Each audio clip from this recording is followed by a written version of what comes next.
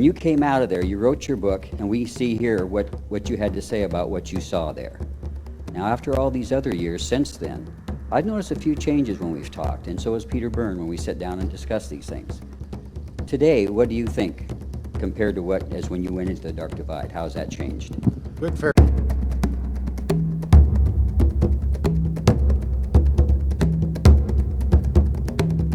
Please support this channel by subscribing and leaving comments.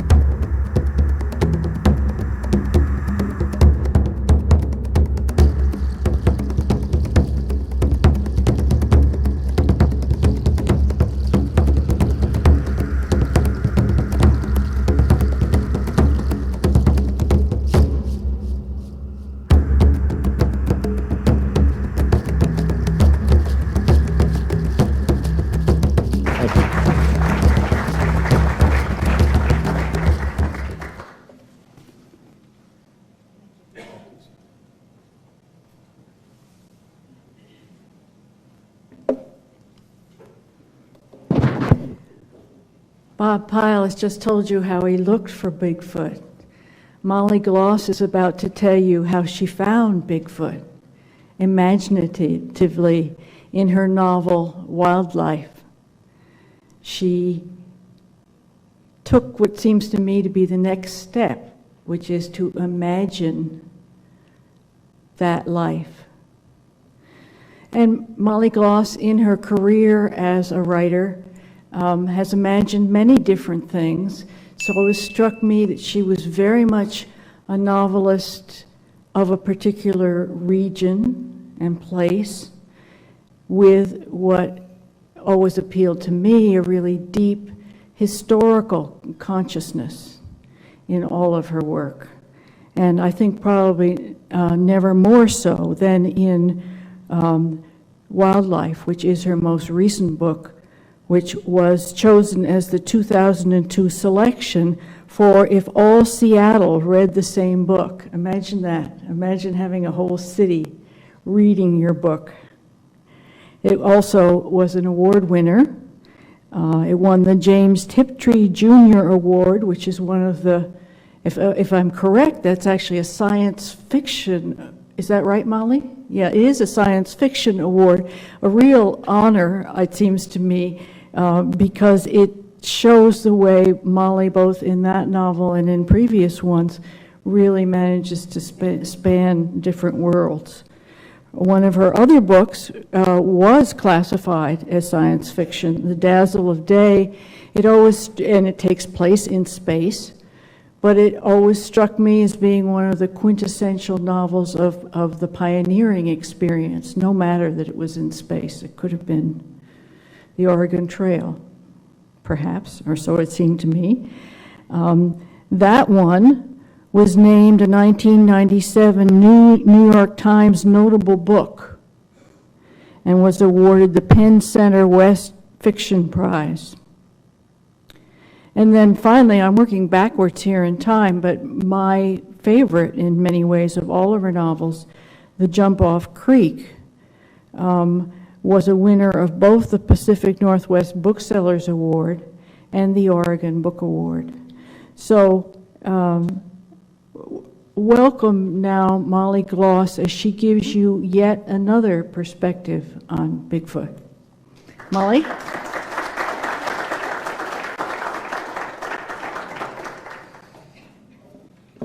Not everybody in Seattle read Wildlife. Although I had friends who said they were going to walk around, and if they saw anyone who was not reading it, they would issue a ticket. I wanted to thank especially Sue Armitage and Mary Wheeler for the work they did in organizing this event. It's been very smooth sailing. Wildlife was actually turned down by 18 publishers before it was accepted by Simon & Schuster.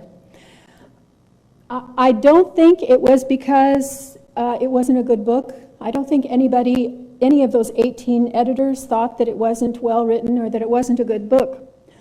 But editors, when they're examining manuscripts, they look for different things than you or I when we're looking in a bookstore. They have to be able to pitch that book to tell their publicists, the other people in their office and their sales reps, what they have to be able to characterize the book in just a sentence or two, so that those people can then go out into the world and characterize the book in a sentence or two for everybody else. Especially sales reps when they're talking to bookstores and trying to convince them whether to stock a book or not. They have to be able to pitch it in just a couple of sentences. And any of you who've read Wildlife, you probably realize this is a book that's very difficult to characterize. It's difficult to pitch. If I was going to pitch it, I could come up with maybe 3 sentences to pitch it, but these are probably not the kind of sentences that these editors were looking for. I think it's a historical, metaphorical, comical, romantic science fiction. I also think it's a fantastical, allegorical, suspenseful, feminist Western. And a mythical, pastoral, environmental, utopian whodunit. None of these really worked for editors. I suspect Bob had a similar problem in trying to characterize where Bigfoot walks. How would you describe that book?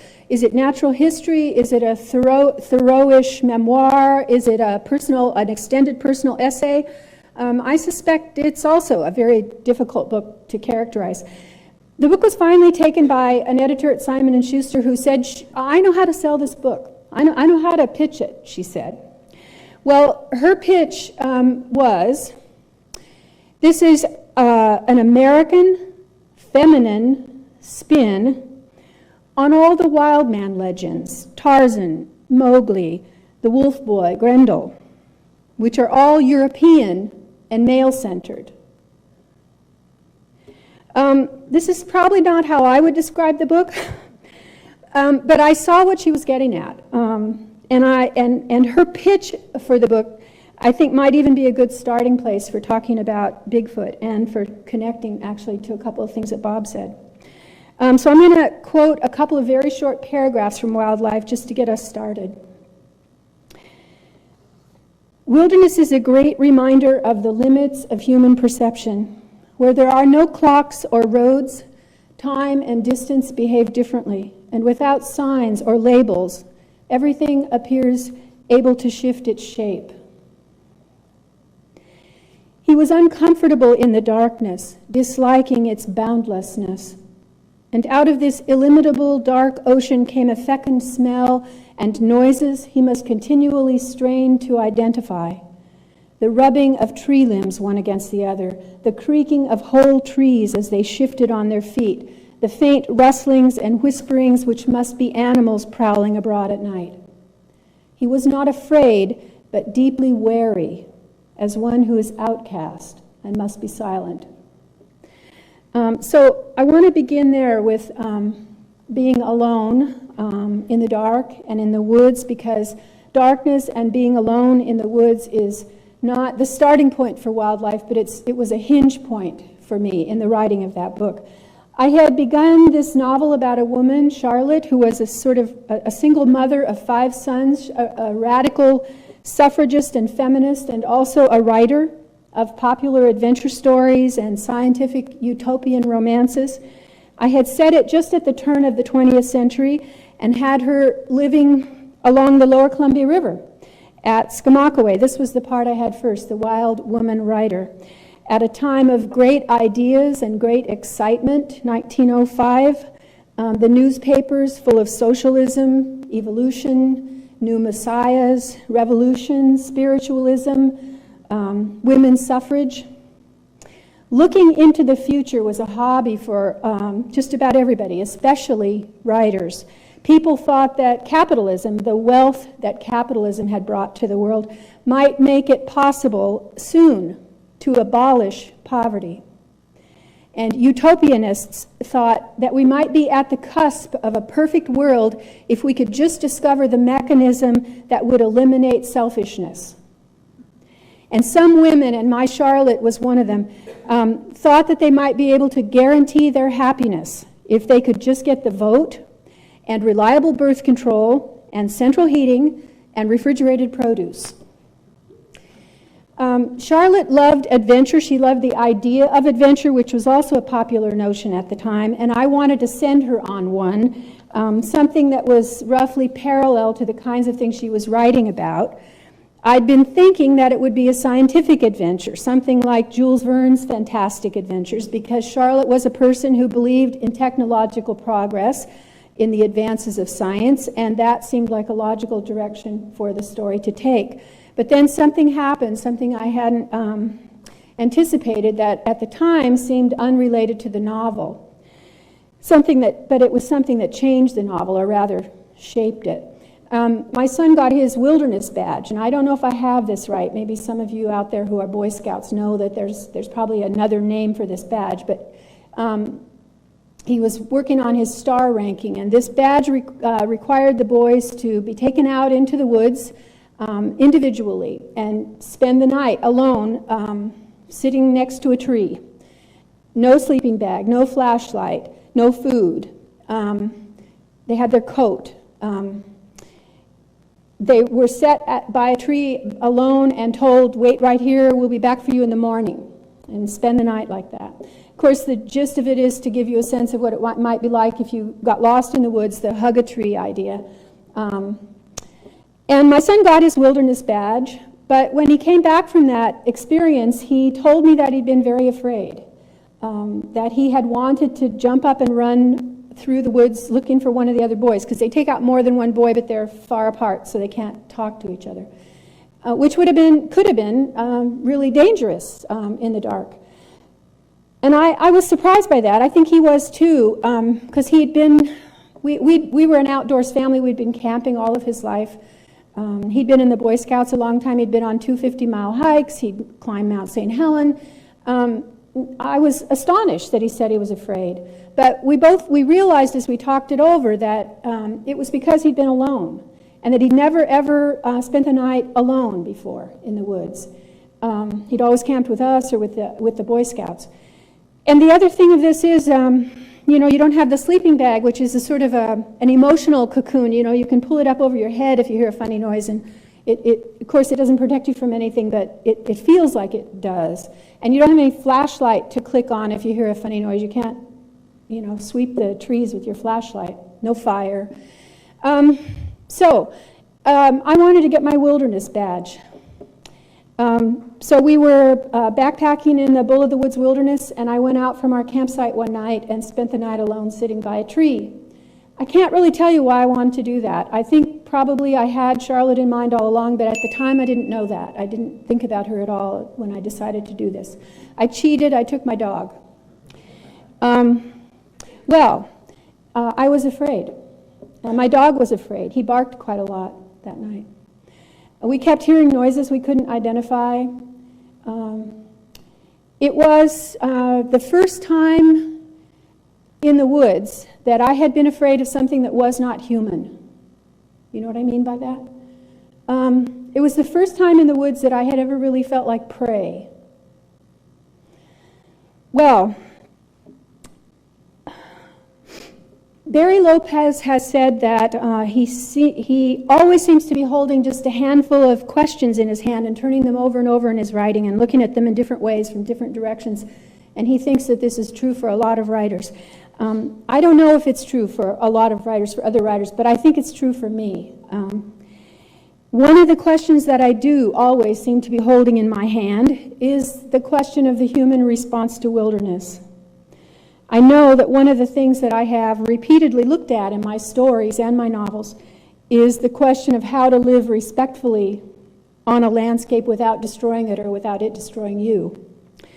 So I'm sitting there in the dark with my dog, and maybe not surprisingly, I began to think about Charlotte, and I realized that there would be no fantastic inventions in the center of the novel that I was writing. Instead, I would send Charlotte up into the woods looking for a lost child, and then I would turn her around twice so that she could become lost herself. And the book began to reshape itself around the question of what it is we're looking for exactly, or hoping for, when we set out looking for adventure in the wilderness. And why is it that our feelings and our attitudes toward wilderness are so complicated, so inflected, or they can be, or they often are, inflected by fear, even when we start, as I did, from a position of reverence and maybe nostalgia? So from hindsight now, I'm struck by the oddness of the fact that the year of the novel is 1905. And I say it's odd because, as I've already told you, when I started out, I had not expected wilderness, the question of wilderness, to be at the center of the novel. I had thought that, yes, it would be about the Northwest, the way it was a while back, and the land the way it was and the way it is, and the woods, the lava fields, Mount St. Helens, the Columbia River, logging camps, fish camps, steamboats, but that it would be mostly a book about writing, a woman trying to find a balance between her writing life and her life as a mother, about women and men, about community, how we form community, how we communicate with each other, that it would be about science, about finding our way to a humane technology. It's still about all of those things, of course.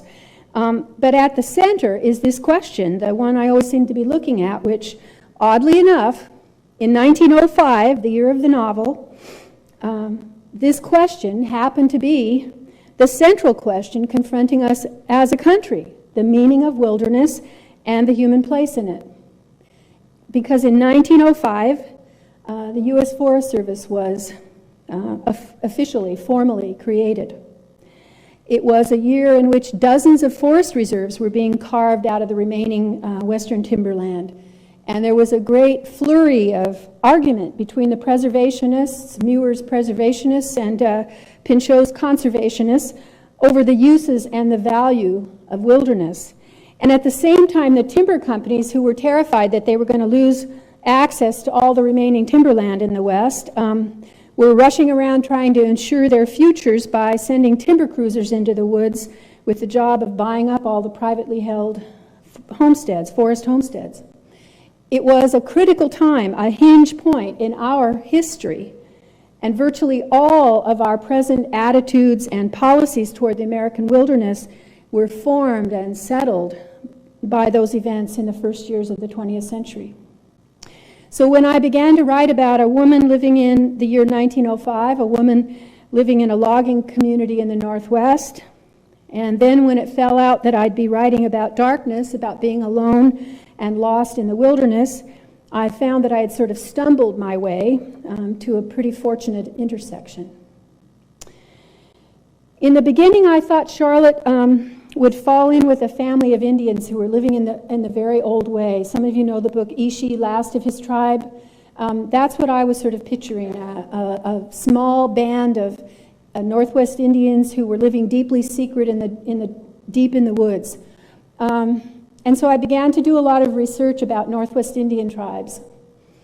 And it was in doing that research that I began to come upon frequent references to Siatic, to Zonaqua, to the wild man and woman of the woods, and realized in reading these stories, these anthropological records, that one of the frequent stories that is attached to Zonaqua is the story of the stealing of a child. And since my book already was dealing with a lost child, a child who might have been stolen, when I realized suddenly that it was not going to be a band of Indians that Charlotte would fall in with, but something else entirely. So I'm standing at that intersection, 1905, the Pacific Northwest wilderness, and I discovered that there's something already standing there. Mountain giants, wild people, Zonaqua. When Charlotte became lost, she lived with them for a while. And while I was living there with her, the questions I was turning over in my hand became the kinds of questions that I think can get us back to my editor, Roz Siegel, and help us understand how she got to her 2-sentence pitch for the book, that sentence about Tarzan and Mowgli. Because here are some things I wondered about while I was writing Wildlife. And I think, not surprisingly, I think some of these are probably the same questions that Bob was grappling with in his book. And of course, they're all aspects of that larger question about wilderness, its meaning, and the human relationship with it. When did we stop being animals? For thousands of years, most of human existence, people had an awareness of themselves as animals, as one among the animals. They might have been frightened by their world, by certain things in it, but they weren't alienated from it. They felt themselves at home in the world, embedded in it, natural to it, no different from the lion or the bird. How is it that we've lost track of that knowledge, that idea of humanity as a part of nature? We've made ourselves blind to our animal nature, and I wonder what it means that we usually think of that blindness as a kind of accomplishment. What did we lose? What did we leave behind when we severed our connection to the other animals? I like that phrase that Mary Oliver uses in one of her poems, the family we have run away from. What is it about wild man legends, the stories of children lost and raised among the animals, that we find so enduringly appealing? Why is it that in captivity narratives, a secret part of us yearns to become what we're most afraid of?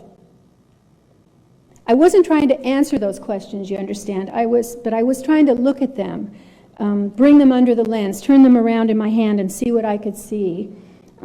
Questions, Charlotte wrote, are always more important than answers. She also wrote, "It is a discredited feeling in civilized nations, but I believe we're all still afraid of the dark.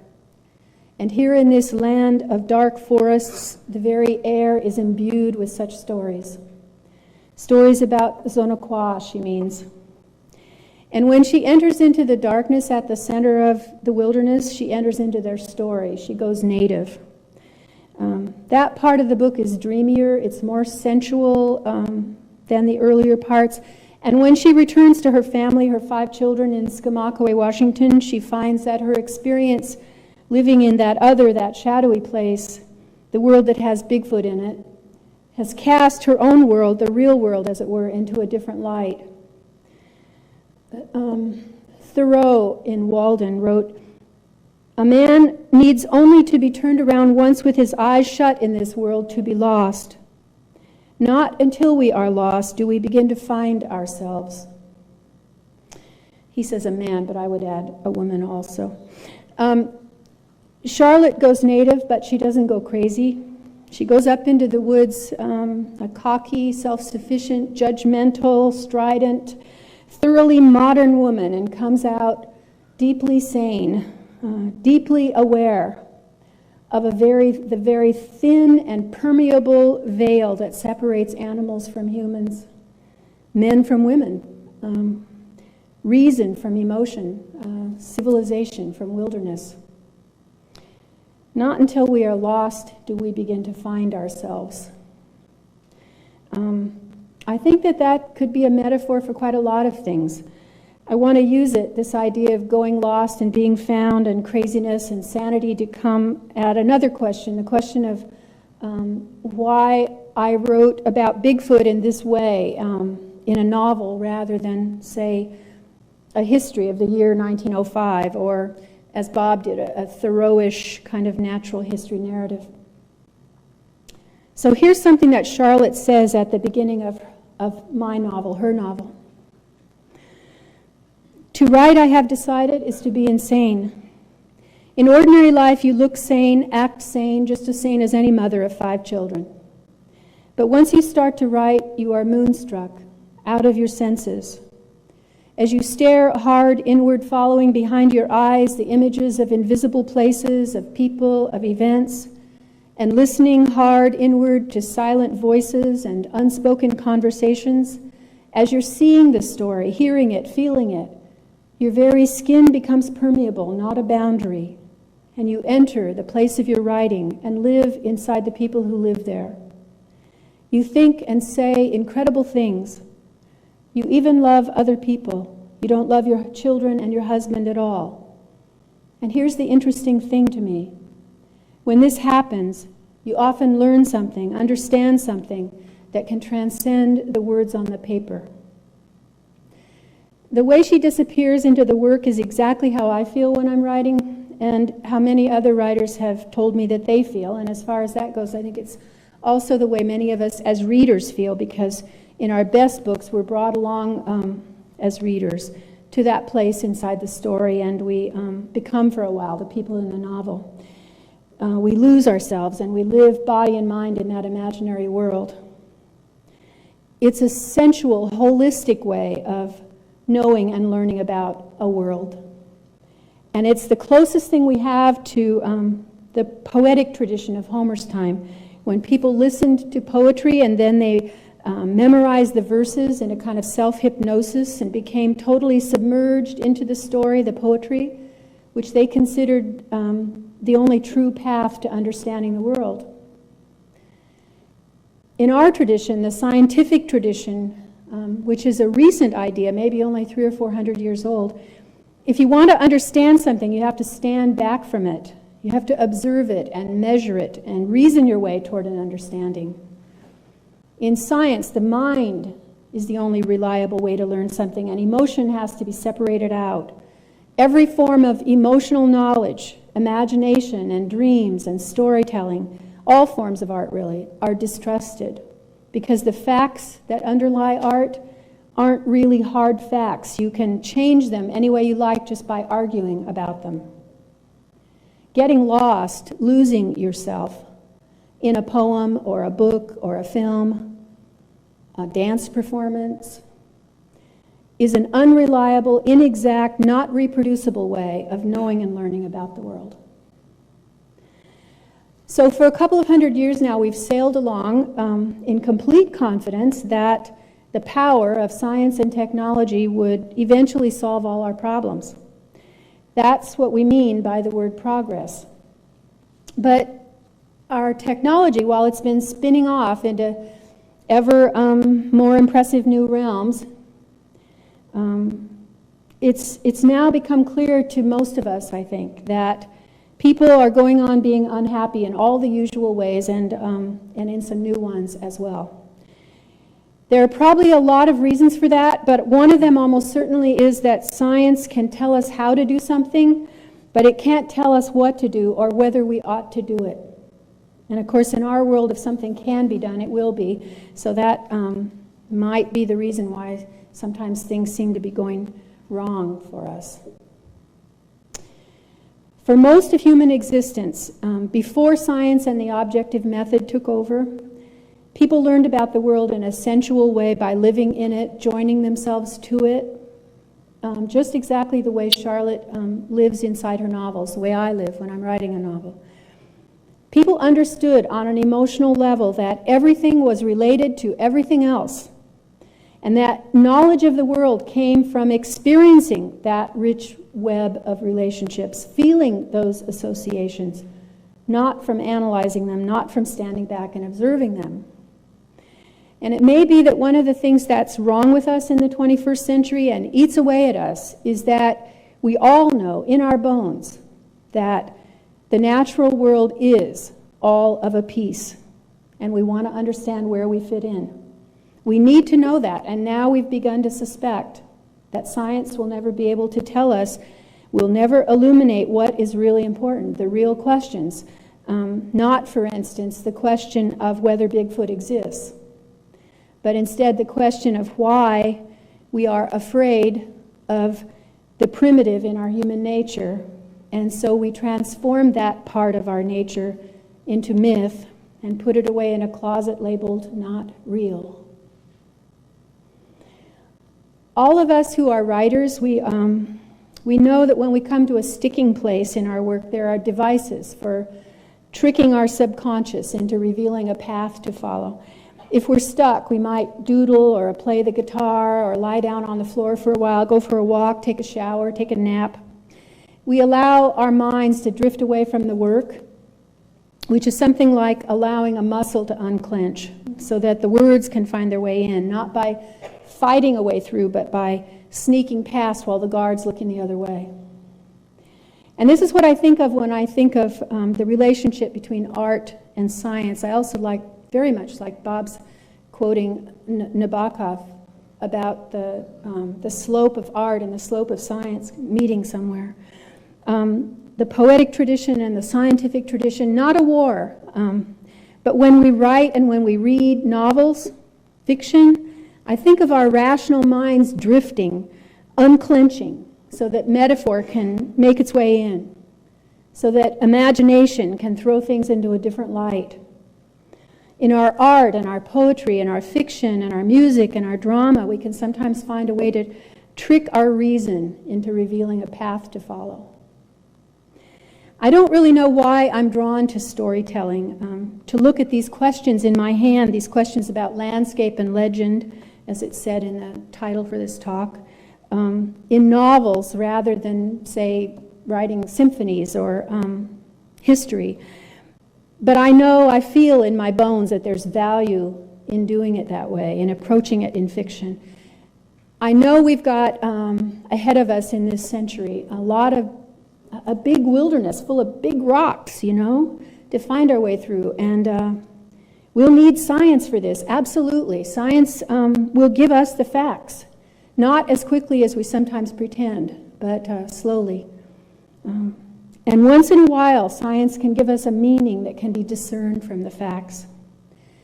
But for really understanding what we're looking at, for illuminating the shadows, we'll need sometimes to look through a different lens. For finding our way through the rocks, we're going to need artists and musicians. For finding our place in the world, we'll need novels that can take us down in the lava caves and out again. We'll need writers who aren't giving us a utopian vision, technological progress leading to heaven on earth. We already have the vote and refrigerated produce, for heaven's sakes. But instead, give us glimpses of a world that's simply whole and in which we human beings can feel ourselves necessary and embedded. We'll need poets lying awake at night, beginning to see some meanings that elude the rest of us. It seems to me that sort of like monks in medieval times, that artists have been keeping alive a scarce wisdom, an emotional, sensual, dreamy body knowledge, an understanding that the real involves our whole being, all our senses, not just our mind. I think it's in our novels, our plays, our films, our music that we find a rare capacity to experience wholeness, emotion and reason not separated out, body and mind joined together. It's the ability to put on another world like a coat. I wonder if I ask myself, is the poetic tradition any crazier than the scientific tradition? And here's what I think, that some of the answers are visible to science and some of them are unreachable and uncontainable except in story. So then this last thing, and I'm going to end on pretty much the same note that Bob ended on. Now that I've written a book about Bigfoot, just like Bob, everybody wants to know, do you believe? And this is not a book about Bigfoot, I hope, any more than Lord of the Rings is a book about hobbits. But now that I've written a novel in which wild people, mountain giants, Zonaqua are standing at the center, at the heart of things, everybody wants to know, do I believe? And answering the question of their existence isn't what I set out to do in that book. I think that Zonaqua is our central metaphor for wilderness.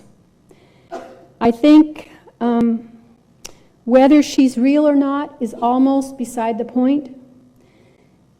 But in any case, I always answer that question in the same way. I want to live in a world in which it's possible to believe. A world in which a novel about Bigfoot might indeed be taken for the truth.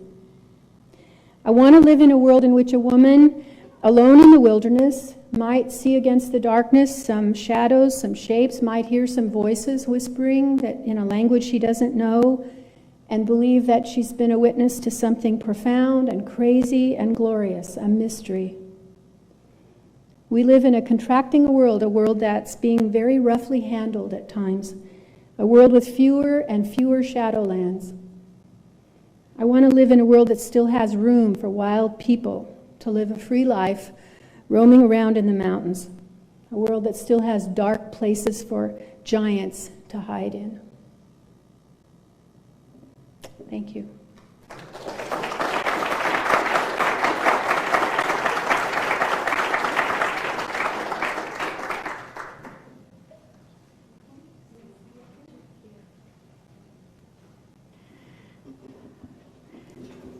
In just a minute, Bob will come up too, and we'll have an opportunity for questions. Is it possible to turn on the lights so that the audience we can see the audience a bit more? Where are the lights? Wherever they are. Gary, would you fiddle with that? Yeah. Whoops. No, that's the wrong way, Gary. Whoops. Better. Okay. Terrific. Before we open it up to questions, I want to tell you one thing, which is that, of course, Bob and Molly know each other and they know each other's work, but this is the first time that they have appeared together to discuss this jointly. And you were both struck by the same image I was, that one from Nabokov of the slope of science and the incline of literature. And you both want those two to come together well, and I'm just wondering whether they really do. I want to be the devil's advocate here and say, you both tried to talk about how we can combine science and aesthetics, but can you really? I would say, I think, sure, because I think that the most exciting things going on in science right now are out at the edges of metaphor. Quantum physics is all about metaphor and about that everything is related to everything else. It's the thing about the observer and the observed. When they interact with each other, they influence one another. So there is no separation really of items. Everything is the same. I think that science at its most exciting is out there on the creative edges of art. I think you certainly can. At the same time, it's important to recognize I do different jobs as well as overlapping jobs. And I think it's a mistake to think that science can always employ all of the tools of the artist, and that, for example, the reflective person in society can also be the refractive person. Let me say what I mean by that briefly. I'm not talking about reflective like meditative. I'm talking about reflective like a mirror. And the people we send forth into the world to bring back the world as it is, the same way we would find out if we had the same tools, are the journalists and the scientists. We all know that journalism does a very noble but weak job of actually doing that, because journalists are human beings and there are all sorts of influences. Well, science has the advantage of the scientific method, and it does better than journalism at being reflective of the world as it is. But journalists and scientists both get in trouble if they try to be the artist when they're doing that job. In the same way, the artist, which would be, in terms of writing, the poet, the essayist, and the fiction writer, get in trouble if they can't get out of their objective reasoning left brain and be strictly reflective of the world, because they're supposed to be refractive of the world. That is, refracting it through their own weird little twisted lens. I like to think that science is the Hubble telescope after it was fixed, and that art's before it was fixed. But there's certainly territory, and if you want to see this embodied in a person, look at Vladimir Nabokov, who wrote the most enduring fiction of the last century. Many people feel, Lolita and many other magnificent books, but also was a good scientist. And we put together a collection of his butterfly writing, including his scientific papers, in which he was one of the few scientists to actually employ metaphor in a completely prescriptive, descriptive way. So it can be done, but you have to be attentive to the jobs that each one does best and not try to do it all at the same time. Sorry to go so long on that. Now it's time for you to ask questions? Let's open it up to you all, and I will look.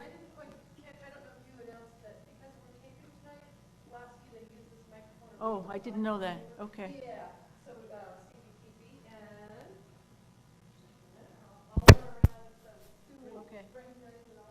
May I ask also of the questioners, if you would say your name, even if you just want to give your first name, if you give us a name and also say where you're from, that'd be helpful to us. From Vancouver, Washington. When I look at the green man, when I look at Sasquatch as being the equivalent of green man here, we see it as being a entity that anything that is unexplainable was magic. And the scientist is the one that explains it. If you look at the green man myths of Europe, the green man was the scientist. And could you address that? Would you like to first, Molly, as I spoke last? The Green Man as scientist is out of my, I mean, I know about the Green Man, but not as a scientist. I don't think of him as an image of science. Well, if I heard you right, Tom, I think your question has a lot to do with what you said, Molly, about prior to the scientific method making its appearance, we learned the world sensually. And I think through Green Man and Great Goddess parallels, I agree with you. It was the wise women who knew the herbs, who were the botanists of the world. It was always the Robin figure, the Robin Hood figure, all the different names that have been given to many different versions of Green Man, who were attentive closely to the actual fabric of the landscape. And in that sense, I think very much so. It's the archetypes that came out of the forest floor that carried that knowledge forward. And isn't it ironic that when science actually arose as a power, that it seemed to have been part of its mission to abolish that, in the same way that it became the political imperative of church and state to abolish that? Other questions?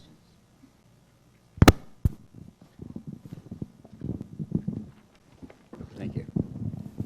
In all my years of doing this, and its numbers over 40, the first part was more or less looking at the evidence and going from place to place and looking at tracks and looking at films. And then a few years back, I ran into you, Bob, and we were very glad and very happy to have you come into this. And when you went into the Dark Divide, I said, I hope he comes back, because I'm sure he'll do a good job in there. I read your book. I've loved it. And of course, you know, we've known each other for several years now. When you came out of there, you wrote your book, and we see here what you had to say about what you saw there. Now, after all these other years since then, I've noticed a few changes when we've talked, and so has Peter Byrne when we sit down and discuss these things. Today, what do you think compared to what as when you went into the Dark Divide? How's that changed? Good, fair question, Larry. And since this gentleman didn't give you his name, I will. This is Larry Lund, who's one of the most distinguished of the Bigfoot researchers and has contributed so much. And I thank you for that, Larry, and thanks for coming with your colleagues tonight. No question about it. I'd also like, if I may extend your question to Molly, I'll answer that quickly, but I'd like to hear what Molly would say about her being changed with her experience through Charlotte and in the wild woods as well. But no question about it that I came out of the Dark Divide a changed person. Not in a political sense, because I was radicalized to conservation before I ever went in, and I came out only confirmed in that if the Dark Divide doesn't become wilderness in our time, it'll be shame on our escutcheon. And it's Brian Baird, I was trying to say earlier, of course. Brian Blake is our local state representative. Brian Baird, of course, has been a great proponent of this. I didn't come out differently aesthetically, I don't suppose, possibly as a writer, I don't know, I hope so, because I was taking a heck of a lot of notes and trying to be as attentive as I could, but I came out changed, probably as a biologist, in that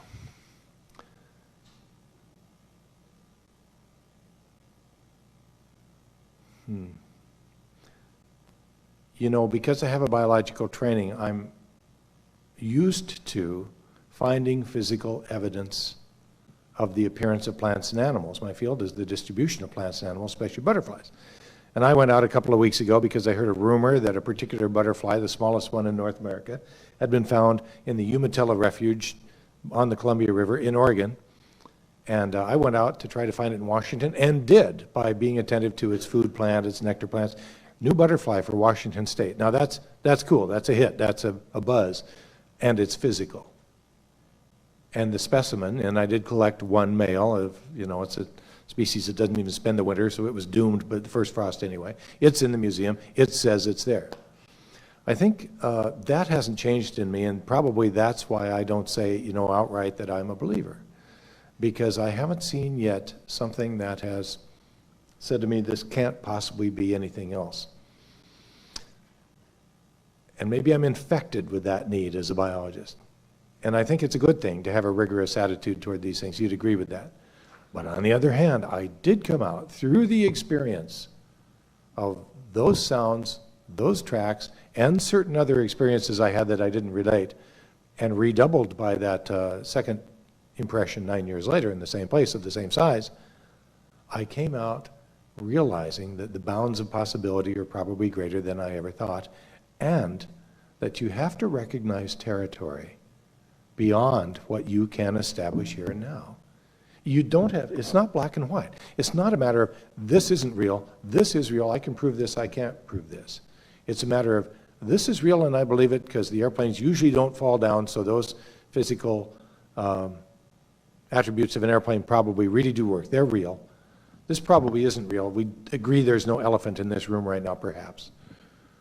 But what about all that territory in between? And Larry, that's how I was changed, was a greater respect for the territory in between. In other words, my own ignorance. I came out with a much stronger sense of my own ignorance, and consequently, my own reluctance to write anything off. And I would charge my colleagues as scientists with too easy a willingness to write off entire elements of human experience. Now, if that's all too vague, I went in about 60-40 and came out about 80-20. And Molly, what would you say to that? I was your Charlotte is transformed. Yes, Charlotte absolutely was transformed in the novel. After the novel was released, people would come to readings and want to talk to me about Bigfoot, want to tell me about sightings. They were not crazies. They were not bizarre people. They were people who told me credible stories and who told me in such a way that I was taken aback by the credibility that they sort of presented. I think that I have always been attracted to mystery. I think this might be one reason why I write science fiction, because you can take, and fantasy, you can take something like the ability of people to communicate thoughts to one another. You can take that and play with it as a metaphor in science fiction in a way that you can't really do in realistic fiction, and I'm drawn to that sort of thing. I think that might be one reason why I'm drawn to the mystery of Bigfoot. I don't know that I was changed by writing the novel, except that I know now a lot more about the possibilities than I did before. I was able to create for myself a believable culture, a believable world for these wild people, and give them food to eat, for instance, that convinced me, I guess. Other questions? May I comment on what Molly just said about her book? I was changed by Molly's book, as well as by going into the wilds myself, because quite frankly, I became so deeply involved with Charlotte's experience among the people of the forest that I saw ways of imagining these animals that I hadn't even imagined as either a biologist or a poet or a person out in the woods. In fact, if any of you haven't read Wildlife and think you might not because it's fiction, I do not know a better accounting of how these animals might live than that one. And I went in, one thing I tried to do in the book that I abjectly failed at, but had fun writing about trying to do, was I wanted to get in, I used the phrase early on in what I read, I said I wanted to get into the head of Grendel. Do you all know who Grendel is? Okay, you know Beowulf, right? The first great epic in our literature, it's often said, and it's about the Nordic thanes who go out and they're in their mead halls and they're doing their deeds, and along comes a monster and eats their heads off, basically. It's one of the great early tales of encounter with the wild.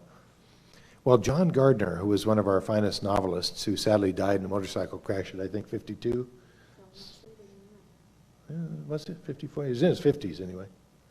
He was, I thought you said No, 19. no, not 1952, I'm sorry. Yes, He yes, was he was in his 50s. about as young as Raymond Carver and so many other wonderful artists went. But John Gardner wrote a wonderful book called Grendel, in which he decided to write the Beowulf story from the monster, so-called, from the beast's point of view. It's a hilarious and profound book. So I wanted to try to get into the mind of Sasquatch, Seatco, Latex. Probably Bookwis, because I couldn't honestly say I could get in the mind of Tonaqua as a male animal. Not entirely, but I would take those portions of writing to my writers group, and this one member of my writers group, Janelle, she kept saying, Bob, you're still in your own head, and it's Bob Pyle's brain in there cranking that thing, you know, you're not in Bigfoot's head. And I said, you're right. And I tried so many different ways of writing that, and I never got there, but it was fun writing about trying to do it. And when I read Wildlife, I said, oh, Molly did it. That's a very nice tribute. You know, I have my eye on the clock here, and I have my thoughts about the reception across the hall with cookies and coffee and something warm. This room is a little cooler than I thought it would be. I notice you all, most of you still have your coats on. So what I want to do is I want to suggest that we adjourn across the hall, which will give you a chance to talk more to both of these writers Don't get up yet. and to each other. And so I want to suggest that we do that now after I thank both Mary Wheeler, who dealt with the endless details of putting on something like this, and with the two people who, of course, made it essential, Molly and Bob. So, thank you. Yes? I'm sorry, Sue. Just before you dismiss us, may I make one quick announcement for people? You certainly can. I'd like you to know about some of the wonderful resources in this area if you're interested. Please take a look at these. I'll put them outside at our book signing table. But there's a great little rag that comes out of Portland by Ray Crow called The Track Record. And he says, wear your skepticals when you're reading this. There's a lot of really weird stuff in it, but it's fun. It has a lot of Bigfoot reports locally. One of the best recent Bigfoot books with a lot of fine tales from the out of doors from our own region is The Locals. Isn't that a good word? By Tom Powell. And I want to point out one other book that you guys might not have seen yet. It's just out. Have you seen this one yet? It's called Bigfoot Exposed by a scientist named David Dagling, who was at Yale and now he's at South Carolina. And I was asked if I might read the manuscript for a blurb, and I said, I'm not going to write a blurb for a book called Bigfoot Exposed. Come on. But I went ahead and read it, and you know, it's a darned smart book that I would say does what we've always been asking for, which was for scientists to take a dispassionate view and really look at the evidence from a scientific standpoint. He raises the bar for belief, but that's not a bad thing for all of us in search of truth. So I recommend these resources to you all. Excuse me. He was also Jeff Melvin's roommate in college, and of course they today have opposing sides. Melvin, of course, follows every piece of Bigfoot and thinks everything presented is real. David does not, and that should be a very good book.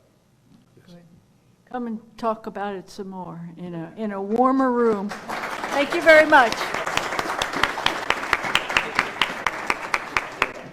just a reminder, if you just take a couple, just 30 seconds to fill out the evaluation form, there's a box out here if you're interested in getting.